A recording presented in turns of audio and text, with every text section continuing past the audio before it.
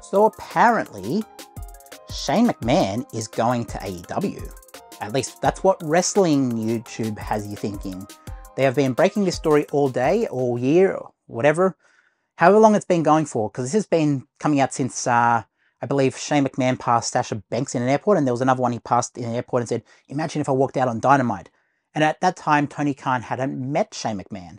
Now, obviously, there is a photo that got leaked this week where Shane McMahon and Tony Khan have indeed had a meeting. Now, everyone's speculating about, oh, this was always going to be out there, like, who ran in and took a photo and then ran out. It looked to me like a police security cam. Obviously, the meeting took place, from what we're hearing, in an airport. So it could have been a cop body cam that took the photo. That's at least what it looks like. It looks in line with what would be a body cam. So that's where I'm going to assume the image comes from. I'm going to assume that it's probably one of the servicemen who went into that room and said, is everything okay in here? Or, like, you know, if it's in an airport. So I could assume that's how the photo got out. Now, everyone's speculating on this. I think what this might mean is Shane McMahon might come in as a talent and you might be saying something to the extent of, hey, the McMahon name has been really dragged through the mud in the past couple of years. Obviously, with everything coming out against Vince, the McMahon name isn't in the best standing right now. And I could see Shane trying to salvage the McMahon name or to bring it back into good standing, which is going to be hard work to do, but I could see Shane doing something like that. But the trade-off, because obviously, look, WWE were approached by Shane McMahon about wanting to get back in the ring. And apparently WWE shut it down, so they did not want Shane McMahon back. They didn't want nothing to do with it, apparently, from what I've read in the reports that are out there, from Wrestle Talk, What Culture, so on. So I could see Shane McMahon this is, saying, you know what, I'm going to go to AEW, and we'll see how it stands. But in turn, I could see him taking this to Tony Khan as like, look, the other company doesn't want anything to do with the McMahon name at the moment, which is understandable. Obviously, I am not my father, and I think I can offer something to this company. Now, obviously, it would come with a price tag, I'm sure. I'm sure, you know, here comes the money. He won't be able to use Here Comes the Money, by the way. I looked into it. Jim Johnson did indeed have a credit on that song, so it is WWE produced and owned. It wasn't just Naughty by Nature making the song and then licensing it. So he will not be able to use that, but I could see him using For the Love of Money or something like that. There are a different number of songs that he could use that are very similar or that were adapted for his Here Come the Money song. But I think Tony Khan, if it's a situation of Shane McMahon is on offer and he can offer something to the company, I don't see how Tony Khan turns it down. What show do you want to watch? Do you want to watch the show that is just been dropping ratings slowly, consistently over the past year or two? Since, obviously, the outing of CM Punk, since he left the company after the controversial matters backstage, which we're not going to go into because Wrestling YouTube has covered it relentlessly at this point. But after the CM Punk thing, they got Edge, obviously, but they kind of went a bit stale with Edge pretty quickly. They got Mercedes Moné, ex-Sasha Banks. They got her, and now they're kind of half using her properly, but for a while there, it didn't feel like they were really taking full extent of using Sasha Banks properly, or ex-Sasha Banks.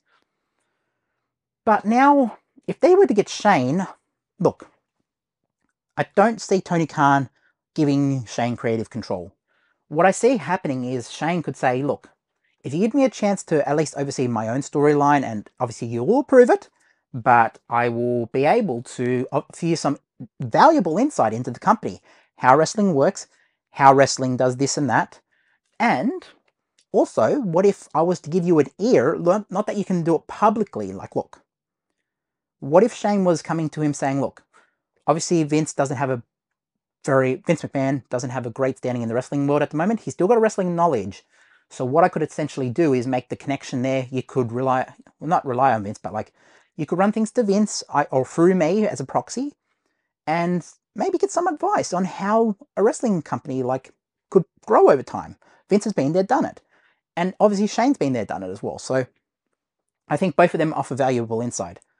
Same with Jim Ross. Jim Ross was also around during that era of like management. He was talent relations for a long time at WWE. So you could have Shane and Jim Ross kind of help establish something. And look, everyone wants AEW to be healthier. I mean, we're all here, we're all wrestling fans. We can all agree that a second wrestling company for wrestlers to go in and apply their craft is good for the industry. Can we all agree on that? So let's not go beating AEW saying, oh, we should just go out of business. Not that anyone's saying that, but the sentiment with people online are just like, oh, well, this show is boring now. Like, they're not even getting like the ratings they used to. Just punching down on AEW when they're down, rather than saying, okay, they're in a valley right now. How do they get out of that valley? How do they bring the fans back in? How do they bring casual fans, or even me, who is more of a WWE fan, but I still check out AEW if it's there. I'm like, oh, let's see what they're doing. And if it doesn't appeal to me, I'll just be like, okay, not really my thing this week. I'll try, see what they come out with. Maybe they put something online. Like, I like to keep up with the MJF stuff, especially. But, I can see how they do stuff. But, Shane McMahon, like, here comes the money out at, not that he'll be using that, but, dancing out, doing the swing at Wembley. Imagine how many heads that will turn. And McMahon in the opposing company to WWE. And this is like a true invasion for real. Not the 2001 stuff, but like a proper McMahon's in a different company. It's not even a McMahon-controlled entity, which, it could be a true-to-life invasion angle. But I don't see how Tony Khan would turn down Shane McMahon if he's on offer. I think he is a valuable asset behind the scenes as well as a talent. The thing you never thought you'd see as a wrestling fan, Shane McMahon and McMahon running out on the opposing company. I mean, you obviously saw it with WCW, but that was when WCW was under the control of Vince McMahon and the WWF at the time. So I could see something like that happening. Obviously, time will tell if the deal can be made. I'm sure I think this was the meeting before the meeting. I think this was the preliminary stages of talks. I think this was hey, let's get to know each other. We'll meet at an airport. We don't really mind. Let's just get a knowledge of each other. Let's just meet up, see if there's a connection there, see if we can somehow work something out. We can maybe make a deal, maybe do something. I think this was the preliminary talk before any sort of money is put on the table, before any sort of angles. People are jumping to about step 5 or 6 of the negotiations. And you have to understand they didn't even really meet each other before that photo got out. So I think that was the preliminary talk. I think that's hey, what can you offer me? Is that microphone still on? It is still on. But I think this was the preliminary talk, and I think people are jumping to step 8 or 9 when we're only at step 1 or 2. So time will tell if they can make a deal. It would be cool to see Shane McMahon run out at Wembley. The big Wembley show. Now, whether they do that or not, whether they can make a deal in that amount of time will tell. But I think it could be exciting. I mean, there's some angles there that I would like to see him work. I mean, Darby Allin is definitely a top contender. I'd like to see some sort of match between Darby and Shane. Both daredevils, both put their bodies on the line. I also wouldn't mind seeing him have a match with Edge or Adam Copeland. I mean, he could do the Daniel Bryan thing again, but he's kind of already done that on SmackDown back in the day. The best in the world. Could he do the best in the world in AEW? Who knows? But there's a few angles there that I could see Shane working if he was going to be a worker rather than a exec or something backstage. I could also see himself aligning himself with the Elite, VP, as sort of like, okay, Tony Khan didn't want to sell the company to the McMahons, so I bought out the VPs and now I have half control, like a Ric Flair sort of angle, after the invasion, where Ric Flair came in and said, the company was back to me and I'm your partner, woo! 2002 Flair coming into, what was it? It was like 2001, actually, correction. I could see something like that happening, or, if you really want to blow their minds, and I know, look, he doesn't have a big standing, imagine the biggest thing of like the old man. The old man has a lot of money and he's bought AEW. And you have Tony Khan ride off for a bit. Don't even have him backstage at the show. Have him run the show through telephone. And then, essentially have Vince McMahon walk out on Dynamite. Imagine how many heads that will turn when, obviously, Vince is available. Obviously, his contract says he can't compete until, I think, January. But imagine how many heads that will turn saying, hey, the guy who you negotiated all these contracts with over at the other company, his company for decades, he's over here now. Now, obviously, the controversy, we all know about the lawsuit, we all know about all that. I don't think they go anywhere near Vince McMahon, at least Tony Khan. But as I said, he could perhaps have access to Vince McMahon's knowledge through Shane McMahon, and maybe there can be something worked out there.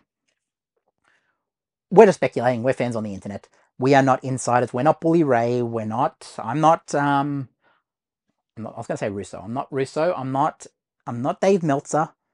I'm just saying this is what me as a wrestling fan thinks is happening. And you don't have to agree, but that is my thoughts. If you like this video, like, subscribe, drop a comment, and also turn on notifications. It'll help out. And if you want to, you can follow the socials. Instagram especially, I'm trying to get those Instagram numbers up. I will start doing Instagram content again. But at the moment, I'm just kind of trying to get the YouTube channel corrected, because for months we haven't been doing consistent YouTube. So we're going to do a bit of consistent YouTube, and then I'm going to start going heavy on Instagram, doing short form videos, maybe a bit of a, bits of room tours, a bit here and there. But I think it's a bit more, I want to really correct the YouTube channel, and then I'll figure out everything else. And yes, I know we're not going to get to the numbers we once did. I know people are saying, oh, you're so stale, and the content is so blah, and then half of your videos are just rants. Well, people like that stuff. My fans are here for that. My fans enjoy that. And obviously, you don't have to agree with everything. If it's not something you're interested in, that's fine. It's my own view, and you don't have to agree with me. That is why I love this, because you guys can offer your input. But yeah, as I said, like, subscribe, drop a comment, notify, and also go follow the socials, because the socials help me out, and helping me out means I can post to more platforms and do more content overall. But yeah, like, subscribe, drop a comment, and those are the main things. Love you guys for following me. Peace.